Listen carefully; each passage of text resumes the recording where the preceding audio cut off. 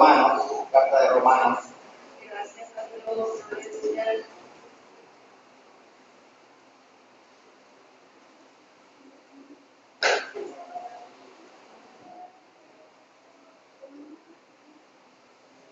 En el capítulo 5, el versículo 1. Gracias Dios. Digan con un amén para que lo tengan. Todos unidos dice así la palabra de Dios. Justificados pues por la fe, tenemos paz para con Dios por medio de nuestro Señor Jesucristo. Amén. Vamos a hacer una oración. Padre Santo, bendito y poderoso, te damos gracias, Señor, que tenemos, Padre Santo, que tú te manifiestes en este momento, Padre Santo, que tú te estés llenando este lugar, que estés tocando los corazones, Señor, que tomes el lugar que te corresponde, que toda palabra que sea dicha sea palabra tuya, Señor, y no palabra de hombres. Si algo de lo que voy a decir, Señor, no es conforme, Señor, a tu voluntad, cámbialo tú, Señor, antes de que llegue a referencia de mis hermanos.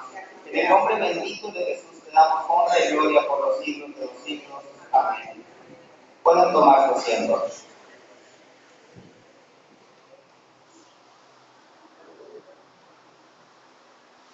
El tema que voy a tratar es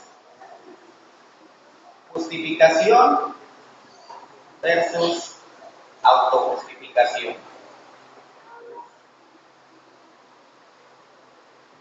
El tema de la justificación es un tema poco tocado, un tema que se da por sobreentendido, un tema que a veces el cristiano no entiende. Pero antes de entrar de lleno al tema de la justificación, voy a hacer una pequeña introducción. Ahora sí que una pequeña mini prédica antes de la prédica. Cuando nosotros escuchamos por primera vez de que hay una vida eterna, tendemos a una pregunta. Tal vez no la expresamos, pero esta pregunta la hizo un joven rico a Jesucristo. ¿Qué tengo que hacer para alcanzar la vida eterna? Y a partir de ahí, empezamos a creer que el Evangelio se trata de algo que hacer. Y empezamos a hacer cosas que antes no hacíamos, lo cual es bueno, no es malo. Hay un cambio en nuestra vida. Pero cuando profundizamos en las Escrituras y nos topamos con los 10 mandamientos, nos encontramos con que más que decirnos hagan, los mandamientos nos dicen no hagas. No tendrás dioses ajenos, no te harás imágenes, no matarás, no robarás, no darás falso testimonio, no codiciarás. Y si nos vamos por los libros del Antiguo Testamento, nos encontramos, sobre todo en Levíticos, en Números y en Deuteronomio, con más no. Y empezamos a creer que el Evangelio es no hacer las cosas que hacíamos en el mundo, lo cual es bueno, pero no lo es todo. Porque hay una ley natural que nos dice que por hacer nos cansamos y cuando no hacemos nos aburrimos. ¿Por qué? Porque aquellas cosas que hacíamos las hacíamos porque estaban en nuestra naturaleza humana caída. Entonces, cuando hacemos cosas diferentes, empezamos a cansarnos. Cuando dejamos de hacer aquellas que estábamos acostumbrados a hacer, empezamos a aburrirnos. ¿Y cómo evitar eso? Entendiendo que el Evangelio se trata más de ser que de hacer o no hacer. Jesús le dijo a Nicodemo que es necesario nacer de nuevo. Y Pablo nos dice que somos nuevas criaturas en Cristo. Quiero decirle, hermano, sin que usted se ofenda, solamente para que lo reflexione. y para que usted trate de cambiar esa actitud, si es que la tiene, que si usted se está cansando de hacer las cosas de Dios, o si está extrañando las cosas que hacía en el mundo, tenga cuidado, porque tal vez usted sea convencido, mas no convertido. Porque cuando uno empieza a entrar en la naturaleza de Dios, la naturaleza renovada, entonces nuestro deseo es hacer las cosas que agradan a Dios y dejar de hacer aquellas cosas que desagradan a nuestro Salvador. Nunca vamos a llegar a la perfección porque tenemos esta carne que es corruptible. Pablo decía, ¿quién me liberará de este cuerpo de muerte? Pero el Espíritu, la verdad, está dispuesto. El Espíritu va a querer trabajar más. El Espíritu va a querer dejar de hacer aquellas cosas que ofenden a Dios. Y cuando nuestras fuerzas flaquean, entonces tenemos que ir a Jesús en oración para que Él nos vivifique, para que Él nos ayude. Dice en Tito 3:7, para que justificados por su gracia, viniésemos a ser herederos conforme a la esperanza de la vida eterna. Ahora, ¿qué es justificar? Justificar no es decir, usted es bueno. Justificar no es decir, usted es justo.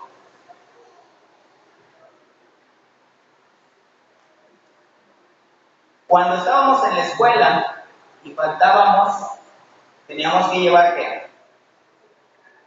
Un justificante. Y nos justificaban la falta. No significaba que no hubiéramos faltado. Se nos había justificado la falta. En la ley, cuando una persona se declara culpable ante un tribunal, empiezan a entrar las atenuantes. Hay justificantes. Y muchas veces personas son exoneradas por medio de esos justificantes. Muchas otras reciben condenas más pequeñas. Que seamos justificados no significa que seamos buenos. Cristo nos justifica por medio de la fe, por medio de lo que Él hizo en la cruz. Porque Él sabe que somos carne. Porque sabe que estamos en este cuerpo incorruptible. El problema es cuando nosotros nos pasamos al otro lado, a autojustificarnos. Cuando nosotros somos los que decimos, es que el Señor sabe que soy débil. Voy a tomar 4 pasajes bíblicos, 2 de ellos históricos, uno de ellos una parábola que dijo nuestro Señor Jesucristo, y por último una profecía que dijo también nuestro Señor Jesús. No los voy a leer completos por cuestión de tiempo, pero vamos a empezar con Lucas 18:9 al 14.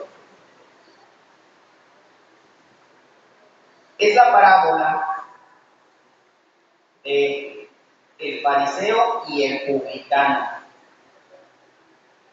¿Qué más parábola para hablar de la justificación y la autojustificación? Porque en el 18:14 dice, os digo que este descendió a su casa justificado antes que el otro. Y vamos a ver algunas cosas que hacemos como creyentes y que a veces no nos damos cuenta que nos estamos autojustificando. Dice en el 18:11, el fariseo puesto de pie oraba consigo mismo. Muchas personas traducen esto como que oraba en silencio. Así lo interpretan. Oraba en silencio para que el publicano no lo escuchara. Discúlpenme, pero históricamente, y la Biblia nos dice que los fariseos, al contrario, ellos querían lucirse, ellos querían demostrar que ellos eran justos y los otros eran de lo peor. Tan es así que no comían con los publicanos, que no comían con los extranjeros. Ellos eran justos ante sus ojos. Cuando una persona ora consigo mismo, es cuando le empieza a aceptar a Dios una serie de cosas que quiere que Dios haga y lo declara. Yo declaro esto, como si Dios fuera un empleado. Ora consigo mismo. ¿Y por qué consigo mismo? Porque dice la palabra que Dios, al soberbio, lo mira de lejos. Dios no está cuando están esas oraciones. A veces nosotros pedimos y nos ensalzamos. Oramos para nosotros, para sentirnos bien nosotros de que estamos orando y cumpliendo con el Señor. Cuando la oración es un acto de humildad. Dice en el libro de Crónicas, si se humillare mi pueblo y orara.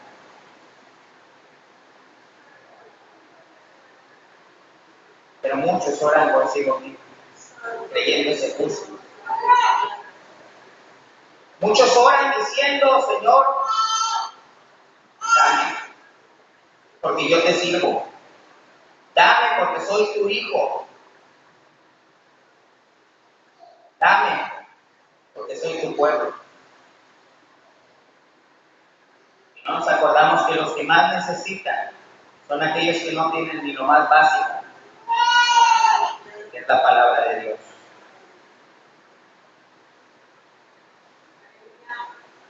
La oración modelo comienza con un Padre nuestro. No un Dios mío, no un Padre mío. Y a veces oramos así, egoístamente. Dios mío, dame, yo quiero, yo necesito. Y lo hemos hecho. Yo lo he hecho.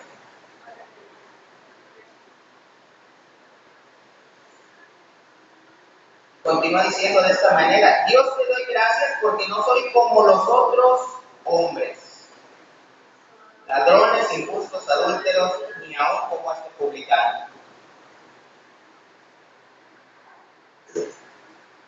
A veces le decimos a Dios, Señor, ¿por qué yo que soy bueno me pasan cosas malas? ¿Por qué aquellos que son injustos les va bien? O no lo decimos, pero nos pasa por la mente. Nos comparamos. Porque, como les decía, por lo que no hacemos. Estamos todavía en esa fase.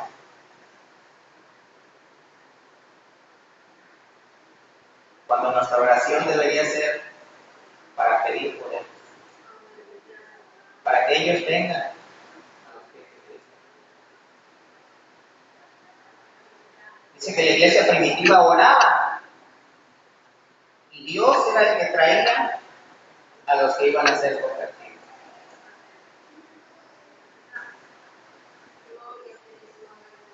Y todavía continúa diciendo, ayuno 2 veces a la semana, doy diezmos de todo lo que gano. Lo que hacía. Y a veces le cantamos a Dios lo que hacemos.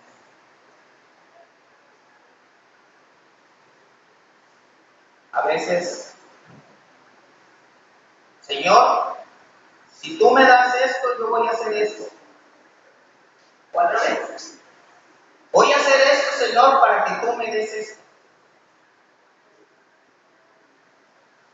Cuando la palabra dice que Dios no acepta cohecho, Él tiene misericordia de quien tiene misericordia y punto y se hace su sagrada voluntad.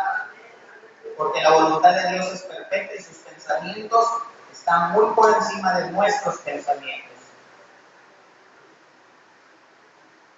Se estaban autojustificando.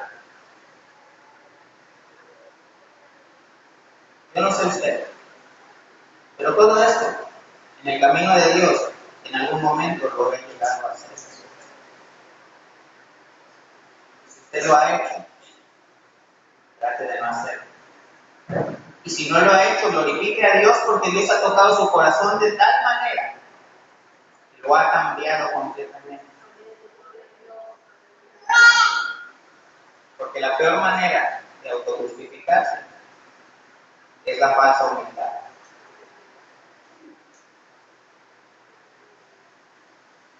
En cambio, el publicano, y escuche bien, los publicanos eran ladrones, traidores a su patria, traidores a sus hermanos, eran peor a los ojos de los judíos que un asesino. Eran lo peor. Él, en cambio, estando lejos, no quería ni alzar los ojos al cielo, sino que golpeaba su pecho, diciendo: Dios, sé propicio a mí, pecador. Por eso, él regresó justificado. No podíamos decir que un publicano era bueno, porque mentiríamos. Un publicano tenía que cambiar, tenía que ser renovado, tenía que ser restaurado. Así fue restaurado Levi. Así fue restaurado Zaqueo.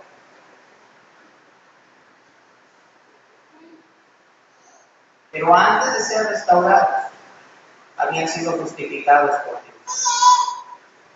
Porque Él sabía por lo que estaban pasando. Él sabía el ambiente que lo rodeaba. Él sabía la situación de aquel pueblo.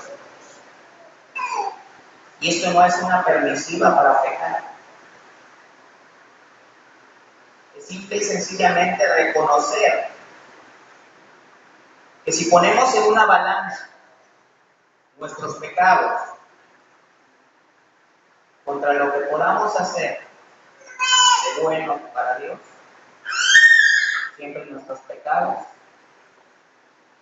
van a inclinar la balanza. Porque simple y sencillamente dice la palabra de Dios que la paga del pecado es muerte. De el pecado, por cuál de sus pecados, por cuál de mis pecados yo y ustedes ya deberíamos estar muertos y salimos debiendo todos los demás que hacemos día tras día.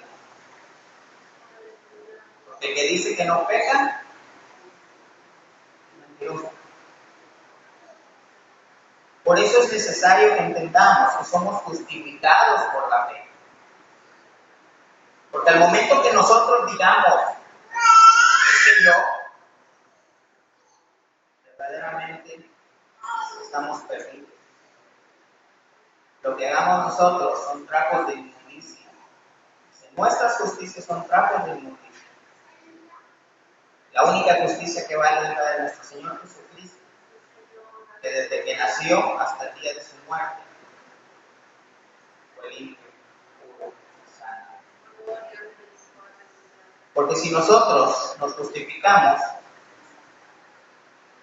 tenemos que recordar lo que le dijo Jesús, más bien lo que nos dirá Jesús, o les dirá Jesús a aquellos que se justificaron. Y viene en Mateo 7, 22 y 23. Dice: muchos me dirán en aquel día: Señor, Señor, ¿no profetizamos en tu nombre y en tu nombre echamos fuera demonios y en tu nombre hicimos muchos milagros? Y entonces les declararé: nunca os conocí, apartados de mí, hacedores de maldad. ¿Qué? Hacedores de maldad. Los que fueron y predicaron, los que evangelizaron, los que sanaron enfermos. ¿De qué está hablando Jesús? ¿Cómo es posible que le diga hacedores de maldad a aquellos que hicieron su obra en la tierra? No les está diciendo hacedores de maldad por lo que hicieron, sino porque quisieron poner ante Él sus justicias como pago por una salvación que Él compró en la cruz con su sangre. Porque le estaban diciendo en ese momento Lo que tú hiciste en la cruz no era suficiente. Yo tenía que hacer mi parte. Y no le estoy diciendo que no haga las cosas. Porque si usted tiene la naturaleza de Dios en su vida, entonces le va a pasar lo mismo. Si no hace las cosas que Dios quiere que haga, se va a aburrir. Si hace las cosas que Dios no quiere que haga, se va a cansar, se va a sentir mal.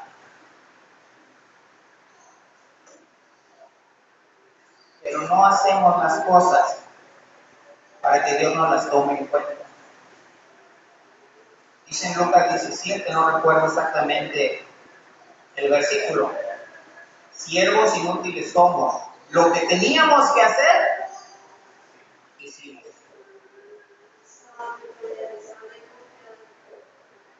Ahora, ¿qué pasa cuando somos reprendidos? Cuando somos reprendidos, es cuando nuestro yo se exalta y dice, oh, ¿por qué? Aquí voy a tomar dos pasajes históricos, ambos de Samuel. Primero en el primer libro de Samuel, como les dije, no lo voy a leer completo por cuestión de tiempo, pero muchos de ustedes conocen aquella campaña que Saúl hizo en contra de Amalek. Aquella campaña en la que fue y destruyó aquel pueblo que era un pueblo idólatra porque Dios le había mandado a destruirlo. Pero la orden era explícita: lo destruirás todo. Varones, mujeres, niños, animales, cosas, lo destruirás todo. Y sin embargo, Saúl regresó de aquella campaña después de haber destruido aquella ciudad, pero llevaba como prisionero a Agag, el rey, y lo mejor de los ganados.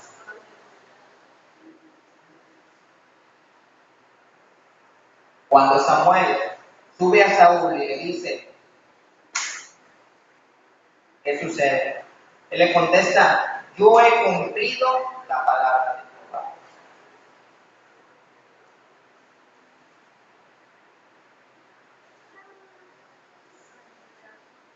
Y le dice, cuando él le dice que qué son esos sonidos de animales, le dice, de Amalek los he traído porque el pueblo perdonó lo mejor de las ovejas y de las vacas para sacrificarlas a Jehová tu Dios, pero lo demás lo destruimos. Lo mejor, las cosas buenas del mundo.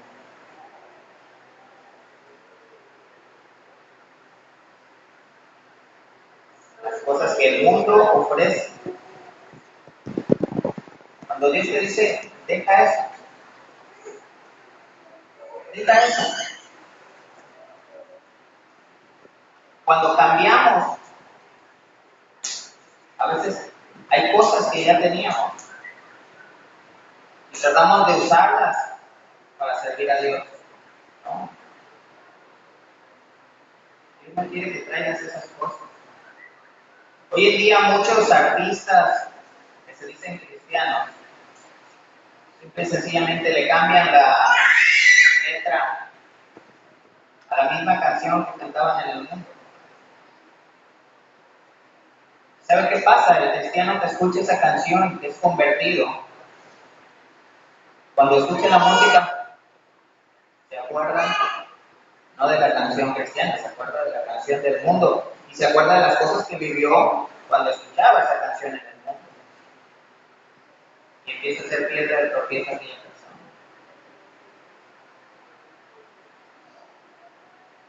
Hay un testimonio de un miembro de la Fraternidad Internacional de Hombres de Negocios, que él lideraba un cartel de la droga y cayó en la cárcel, traicionado por gente de su misma gente. y encontró una Biblia cuando entró a la casa. Allá se acostumbra mucho eso. Él en su infancia había asistido a iglesias. Y entonces él se arrodilló y le dijo al Señor: Señor, sálvame, te voy a servir. Y aquellas personas que lo iban a acusar jamás se presentaron, jamás llegaron. Después de apenas mes y medio, aquel hombre salió de la cárcel. Él tenía una cuenta en Suiza por varios millones de dólares y le bastaba marcar unos números en el teléfono para que fuera transferido a otra cuenta corriente ese dinero.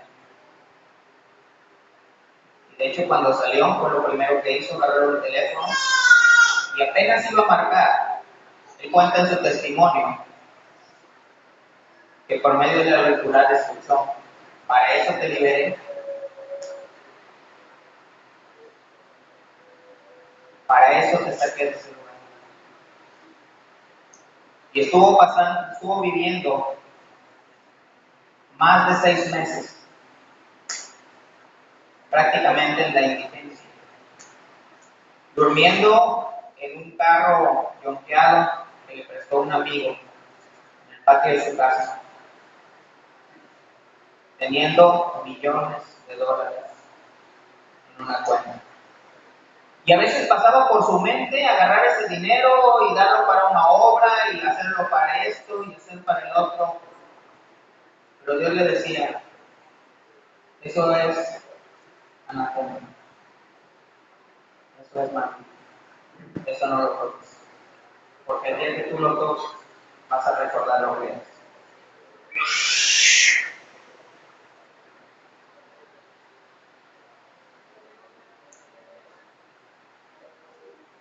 Cuando Saúl todavía le recrimina y le dice que se ha portado rebelde y le dice que no debió haber traído esas cosas, Saúl todavía dice: antes bien he obedecido la voz y fue la misión que Jehová me envió y he traído de Agar, rey de Amalek, y he destruido a los amalequitas. Mas el pueblo tomó del botín ovejas y vacas, las primicias de la grandeza.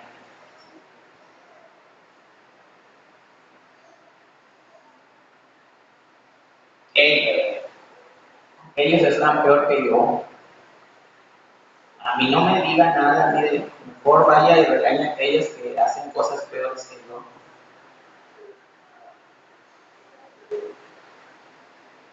Lo que hice fue un resbaloncito. En cambio, que sí, mire que existe el pecado. Dice la palabra que no mires la paja en el ojo de tu hermano, mientras la viga está en el tuyo. Y no es el tamaño del pecado. La viga es cuando nosotros no queremos reconocer nuestro pecado y lo justificamos y lo hacemos chiquito. No hay pecado chiquito. Por el pecado más pequeño, la persona es condenada. Porque dice que el que falle uno solo de los puntos es culpable de toda la ley. ¿Cuántas veces, hermanos, les digo, yo lo he hecho, nos hemos comparado con los demás?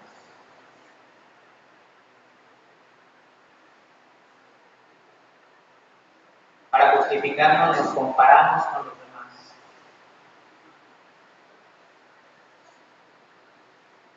Y eso cuando somos reprendidos.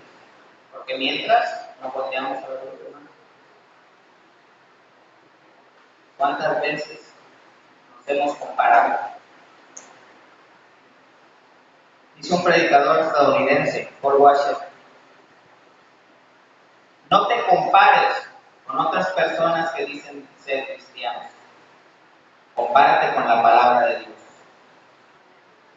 Pero no queremos compararnos con la palabra de Dios porque vamos a salir perdiendo siempre, siempre, siempre. Porque dentro de nuestro corazón queremos justificarnos nosotros mismos. Y aceptar el Evangelio es aceptar que nosotros no merecemos nada de lo que Dios nos está dando. Él nos justifica. En cambio, cuando el profeta Natán llegó ante el rey David y le dijo: tú eres ese hombre, tú eres el que robó a esa corderita, la única que tenía un hombre pobre.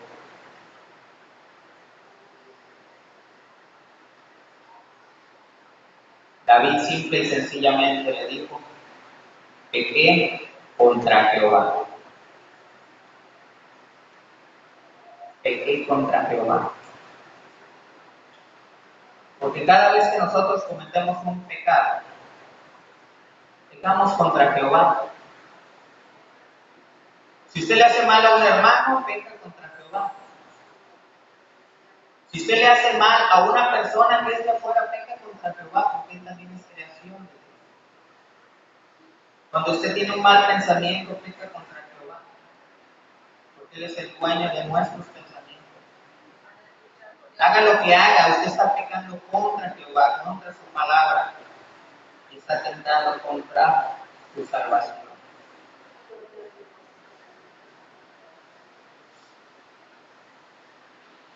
No hay manera de que el hombre se justifique a sí mismo.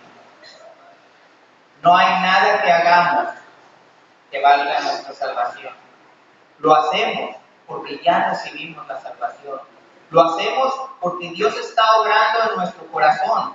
Lo hacemos porque nuestro espíritu es redargüido por el Espíritu Santo de dejar de hacer las cosas del mundo y hacer ahora las cosas que Dios quiere que hagamos. Pero le repito, cuando hagamos esas cosas, nosotros debemos decir: siervos inútiles somos